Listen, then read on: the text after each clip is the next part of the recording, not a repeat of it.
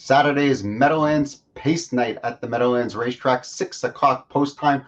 14 live races, including the $700,000 Meadowlands Pace.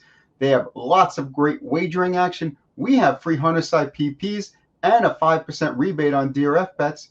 Matt and I are going to take a look at the $125,000 guaranteed pick 4. It starts in race number 6, and we're going to get right into the race card. It's 178,500 Dorothy Haughton Memorial, and a nice full field here of 11 mares. And you know what? This race can go a lot of ways, Matt. Yeah, I mean, we really haven't seen any standouts in the open mares division, and that kind of opens the door maybe to some 4-year-olds, and who I'm pretty much going to focus in on. As we see now, the full field of 11 with Lion Sentinel, Warwi U-Butte starting for the second tier. I'm going to kind of zero in on a couple of 4-year-olds, namely number 6, JK First Lady, Dexter Dunn for Nancy Tactor, and the 10 Lion Sentinel, Tim Teaching for the Jim King Jr. barn. You know what? There's no standout here. There's no big favorites. You're going to get value no matter where you look. JK First Lady has been taking money. Every one of her starts has taken action. Still 0 for 5, but you can say she's had excuse trips. Perfect mid-pack post, I would say, in this bulky field. Dexter's Dunn should be floating out, and certainly can work out a trip. And it's hard to key, but hard not to use, I think, in this bulky field. I agree with both of your top selections in JK First Lady and Lion Sentinel. I'm not using Lion Sentinel only because I think she's going to be the favorite. I think this is a pretty wide open race. She has a bad post position, so I'd rather not use her and try to beat her. And JK First Lady is a horse that's been finishing strong, but really hasn't had much of a shot. You know, you can come home in 25-3 and not gain any ground in these races. I'm really hoping that driver Dexter Dunn puts her a little bit more in play this week after a couple of starts where she really hasn't been. Others on my ticket, Gia Surreal, who just coming off an absolute monster effort in the Art Escape. You know, she has a huge post edge on some of the horses on the outside of the gate, including Lion Sentinel, maybe Rocknificent, who was bet pretty heavy in that race. She's in a good spot here for the Minister of Speed, and I think he'll use her aggressively as usual. And the other horse I threw on my ticket is the 11 Warwi U-Butte. She's turning 5 now. A lot of horses, you know, hit their stride as a 5-year-old. Second start back off a long layoff. I think she could maybe do some damage here at what should be a pretty good price, and you're getting a quality horse. So I went 2, 6, and 11, and you went 6 and 10, correct? I went 6 and 10, and yeah, Lion Sentinel might be the morning line favorite, but there's no heavy favorite in this race, and you know, there's going to be value no matter who wins this race. You know, what's the favorite going to pay here? $6, $7? I mean, just great wagering opportunity to start off what's going to be a massive pick 4 pool. Yeah, this is really a great pick 4 with lots of options. It's going to pay well. Even if all the favorites win, it's going to pay really well. Race number 7 is the William Haughton Memorial, $265,400. A strong field of 10 we have on the gate, with another one of these races on this Meadowlands Pace card where it's really anyone's ball game. There's tons of speed in here. And because there's tons of speed in here, I decided to go with a horse that I don't particularly love, and that's number 6, Alleyway Hanover. I just think this race sets up really nice for him. I understand Tim Teachrick took off to take Backstreet Shadow, who he's been taking for years now. I just think with Backstreet Shadow potentially leaving, Stars Align, Ruthless Hanover could leave, Catch the Fire certainly leave. This race could fall into his hands. Yeah, I mean, like I mentioned with the aged mares, you know, the aged horses and geldings hasn't been a standout, and these races have been wide open. So yeah, I mean, listen, I had a hard time really definitively eliminating anybody in this race. I ultimately narrowed it down to 3 horses: the 2 Century Pharaoh, the 4 Backstreet Shadow, and I also did use the 10 Catch the Fire. Quickly, Century Pharaoh, you know, since his 3-year-old season, he's been right there on the cusp of the elite. Really, I can't think of a single race where he's really disgraced himself at any point. He's always kind of right there, and basically, do I love him as a top pick? No, but do I want him to beat me at 5-6-1? Absolutely not. Backstreet Shadow, we know how versatile this Ron Burke trainee is with Tim Tetrick. He can leave. We've seen him fly from behind. Perfect mid-pack posts. Again, will he take action? Yeah. Is he a heavy play that maybe you want to try to beat for value? Not necessarily. And catch the fire for the Todd Luther barn, who was really had a lot of bad luck this season with their horses, with bad posts and bad trips and such. But listen, this guy can go with these, and from post 10, Scott Zeron can work out some sort of improvement in positioning. He's certainly right up there in talent-wise with the rest of them, and he should offer a pretty decent value just because of the bad post. Yeah, listen, I can't argue with any of your selections there. I didn't use Century Farrow on my ticket, but he could certainly be involved in this race. Backstreet Shadow, the 4, was absolutely burnt to a crisp when Tim Tetrick tried to retake last time out. Stars Align just wouldn't let him go, and you could basically draw a line through that race. Ruthless Hanover just was a victim of circumstance last time. It shows a driver break. I'm not so sure it was a driver ever there. It was just bad circumstances. A bunch of horses, backed up, and he went off stride. I mean, there's just another horse just draw a line through that race and catch the fire. 47-3 win at Scioto. What is that at the Meadowlands? Like 46? I mean, he's certainly it was in consideration. Yeah. He's certainly in consideration here. So I went 4, 6, 8, and 10 on my ticket in the Haughton Memorial, and we're going to move on to the Gary Hambletonian Maturity, $400,000. It's worth noting 12 horses and 10 will be on the gate, and they're going a mile and an eighth here. Yeah, the mile and an eighth definitely plays into the outside levers that are on the gate. Because you have, pretty much a length of the stretch to get moving and to sort yourself out. And that is one of the reasons why, as I went too deep, I used number 10 Beads, who, as we know, is quite enigmatic. When he has his mind on business, he's as fast as anybody here. But my top pick, I think, is going to be the mare, Ramona Hill. We know last year's Hambletonian winner made a break in the Joie de Vivre, but notice how she qualified back with trotting hobbles. And I love that angle of trotters' first-time hobbles. Certainly, has proven time and time again to, seriously help out or wake up horses. And I love that angle with the first-time hobbles. I think it's going to work in her favor. And she's going to be right on top of my ticket. And like I said, Beads, you got the length of the stretch, assuming he keeps his mind on business and minds his manners, so to speak. Dave Miller has plenty of time to improve position or to get set up with a good trip. And when he's right, he's as fast as anybody here. And will he offer some value at a price from the 10-hole and the 12-horse field? Absolutely. As much as I hate to agree with you so much, I do kind of agree with your analysis here. The one thing I have against Beads, and it's not that I don't like him, it's not that I don't think he's a fast horse. He's coming off Lasix here, as are 4 other horses in this field. One of the rules of the Hambletonian Maturity is you can't have Lasix. I hate playing horses coming off Lasix. From my experience, they never end up winning races. They might finish second, third, fourth, and but for whatever reason, it just never seems to work out. And that's the only reason why he's not on my ticket, because I like the extra run up to the first turn here.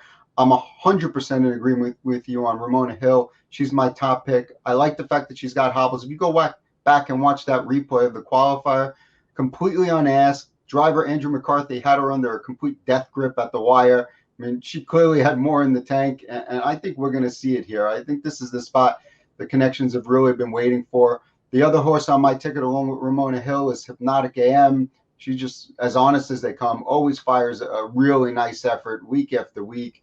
She just needs a reasonable trip here. Last time she didn't get it, and she finished second, behind Ready for Money, who's the 12, and certainly a player in the field. But you know what? I decided as the favorite, who I think Ready for Money will be from the second tier, I thought it was better to not use that one on my ticket and just stick with Hypnotic AM and Ramona Hill. Okay, I mean, again, this is another race where the favorite is not. We're not looking at some odds-on favorite. I mean, there isn't an odds-on favorite in this entire sequence, which is pretty cool, actually.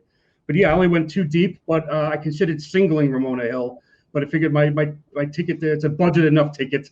I'll take a stab with beads, at a price as well. So I'm only too deep there, 4 and 10.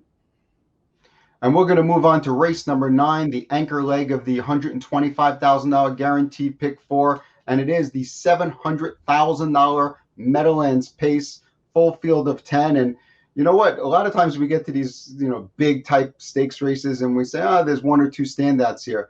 There's legitimately probably 10 horses on the gate here who could win this race. And 7 or 8 of them can certainly leave strong, which makes it very hard to trip handicap. This is not an easy race to figure out. Yeah, I admittedly had a difficult time with this race, and like I mentioned a couple minutes ago, is there an odds-on favorite this entire sequence? No, and there shouldn't be. And this exemplifies that point. There's no standout at all in the 3-year-old ranks here. We have a full field of 10 where, nobody would shock you. With that said, kind of hard to use in all. So I did narrow it down to 3 horses. 2 of them are logical. They're all logical. the rail horse, Perfect Sting with Dave Miller, the 4 Southwind Gendry, an upset elimination winner, and the 10 American Courage, who I know is one of your favorites, who could be the value play here, listed at 10-1 morning line, as good or if not more talented than most of the other horses in this field. And Post 10 will give you that price that you're seeking for. Well, there were definitely some interesting conditions at the Meadowlands last Saturday night as a freak storm just appeared over half the track, probably around race number 4, and kind of changed the track conditions a little. But we're going to take a look at those eliminations from last week just to get a little bit of a sense of what we're dealing with. And the first one was won by Hell Blue. 1-800 was on the lead and just completely tired. Perhaps it was a shoeing issue where, aluminum shoes, the trainer Nancy Tactic kind of said maybe they didn't agree with the track condition. The ultimate result was the biggest price in Meadowlands pace history. And that would be the horse Hella Blue, who has post 2 in the final, surging by, I believe, over 81-1. Both of these elimination races were strange and unexpected, to say the least. And whatever your opinion is of elimination races, as a whole, for betting purposes or for handicapping purposes or for trip handicapping purposes, there's always going to be an argument on that. But these 2 elimination races certainly did not help to clear up or solve any arguments that people would have. But it's difficult to gauge what we're going to get now in the final coming off those 2 elimination races. But I'll tell you what, if you had Hullabaloo in the elimination, phenomenal. You got to come back with him in the final, I guess. He'll probably be double digits again. I did not come back with him. I did use the other elimination winner, which was the Ron Burke trainee Southwind Gendry, who also paid a decent price with Yannick Gingras driving. The horse that Hullabaloo ran down was Charlie May, who looked like he had the race won and kind of got caught late. I've been led to believe maybe we'll get a bridle change to an open bridle, which maybe will help him out. Post 9 clearly not going to help him out. We're going to take a look at the second elimination where Southwind Gendry does go wire to wire. Once you're a 3-year-old pacer at this top level, you go 56-1, 123-3, the race is probably over. Yeah, you're supposed to win after those fractions, and you can see Yannick going to work. Didn't need to work all that hard and hold safely to the wire. Obviously, even if the tactics were going to be the same, where Yannick wants to take control, clearly he's going to go at least 2 or 3 seconds faster each one of those calls. But with that said, he's a quality horse, and will maybe people be shy away from him or be turned off from him a little bit, looking elsewhere for value because they think he just got away with it too easy in the pace elimination? Possibly, but his resume says that he's as fast or as good as these, and arguably deserves to be the lukewarm favorite in here. Although favorite, I use the term favorite loosely, But I did go, like I mentioned, I did go 3 deep. I used him, and I used American Courage, who I'm sure you could probably talk for an hour about how much you love this guy. Victim of circumstance elimination, or came up flat, who knows? But if you like him, you want to stick with him, you're going to get a price from post 10. It's hard to say a horse came up flat when he came home at 25-1. You know, he did along with Perfect Sting, and they're both on my ticket here. You know what? I'm taking this as nothing happened in those elimination races that are going to sway me from the horses I liked best going into the elimination. And those are Perfect Sting, 1-800, and American Courage. Those are my top 3 in my head. Maybe Rocky Road Hanover was part of it, but he didn't impress me as much as, you know, in his elimination. It was okay, but he didn't take any kind of a step forward. And you know what? It's not like he had a strong resume before that. It was just an okay resume. So I'm looking at Perfect Sting, who clearly is the one to beat in this race. I think he's going to be the post-time favorite. Not a heavy favorite, maybe 9-5 or 2-1, but something in that range. 1-800, who I think just, you know what? Let's just draw a line through that race. Clearly, for whatever reason, he didn't show up. All his previous efforts say that he's right in there with this group and perhaps the best of this group. And I think you got to use him on your ticket. What should be a 5-1 range. And American Courage, you're probably going to get like 10 or 12-1 on American Courage here. He came in with 25-1. He already won the Messenger. He was perfect before that start. He really had no chance in that race. Why not have him on your ticket here? It's not like post 10 never wins the Meadowlands Pace. I believe 4 horses have won the Meadowlands Pace, which is about 10% from the 40-something editions. Okay, well, yeah, like I said, all it's going to do is help the price, without a doubt. A horse that is certainly capable. So I have him on my ticket where I went 3 deep, and my ticket is pretty much a budget play. It's only $18 for 50 cents. 2x3 by 2x3. I hope. Why don't we put your ticket up on the screen so people can see it, and we'll take a look at it. All right. Like I said, it's a pretty simple ticket for 50 cents.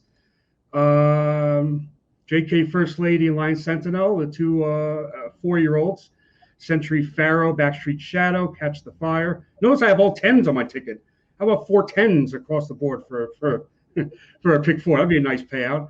Ramona Hill, who I would consider keying, but I use beads also, and then Perfect Sting, Southwind Gentry, and American Courage at the tail end there in the Meadowlands Pace, race 9, for a total cost of only $18.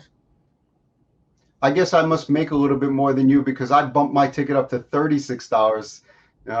We have 3 in the first leg, 2, 6, and 11, 4, 6, 8, 10, 3, 4 with 1, 7, 10, $36 ticket, which I think is a pretty reasonable price for a sequence where you could easily pour, you know, $100 into this ticket and maybe still leave out 1 or 2 horses that have a chance. I decided to throw out a couple of favorites in the sequence just to, you know, go after the value because I thought some of the favorites were vulnerable. Yeah, like I said, even the vulnerable favorites are not heavy favorites that are going to ruin, you know, any perceived value in these tickets. And you know, with probably what, 150, maybe $200,000 in the pool would be awesome to see. And the race is so wide open and so many, you know, just full fields. We're looking at a great sequence, no matter how you slice it. And hopefully we cash a little bit too. That would be kind of cool.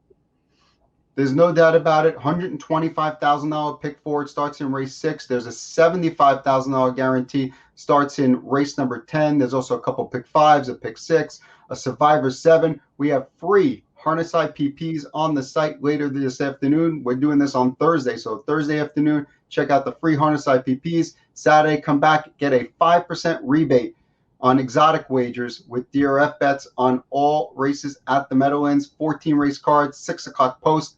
Good luck.